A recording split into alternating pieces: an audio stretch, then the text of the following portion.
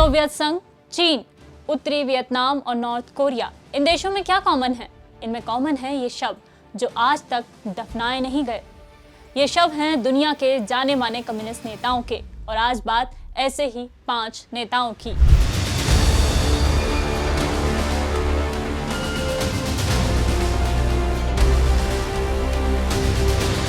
आज अचानक कम्युनिस्ट नेताओं की बात क्यों होने लगी? दरअसल उत्तर कोरिया के तानाशाह किम जोंग उन ने एक फरमान जारी किया है जिसमें कहा गया है कि देश में अगले 11 दिनों तक कोई खुशी नहीं मनाएगा। लोगों के हंसने और शराब पीने पर भी रोक लगा दी गई है। किम जोंग उन ने ये फरमान अपने पिता किम जोंग इल की 10वीं पुण्यतिथि पर जारी किया है। किम जोंग इल गिने चुने कम्युनिस्ट नेताओं में से एक हैं जिनके शव आज भी रखे हुए हैं। कम्युनिस्ट नेता अपनी छवि के सहारे इतने बड़े बनते थे कि मरने के बाद भी वो अपनी छवि और मौजूदगी का एहसास बनाए रखना चाहते थे।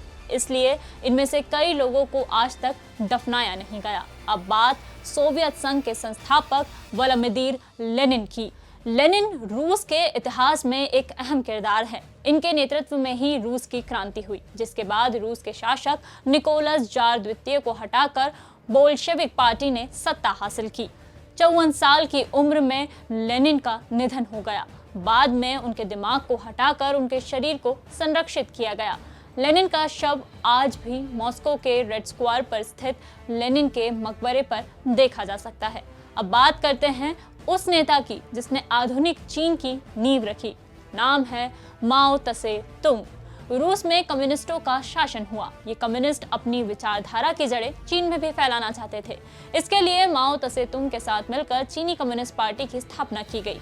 माओ को सांस्कृतिक क्रांति के नाम पर 7 करोड़ लोगों की मौत का जिम्मेदार माना जाता है। उनकी मौत के बाद उनका शव संरक्षित कर दिया गया। इसे आज भी बीजिंग में माओ त्से तुंग के मकबरे में देखा जा सकता है।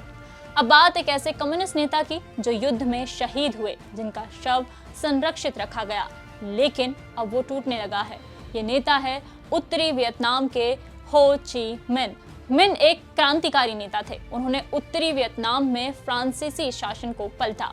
उनकी इच्छा थी कि मरने के बाद उनके शव को जलाया जाए और अस्थियां देश की चोटियों में बिखेर दी जाए, लेकिन ऐसा हुआ नहीं और उनके शव को संरक्षित करके हनोई में रख दिया गया। खबरों के मुताबिक अब उनके शव का विघटन शुरू हो गया है, यानी अब वो टूटने लगा है।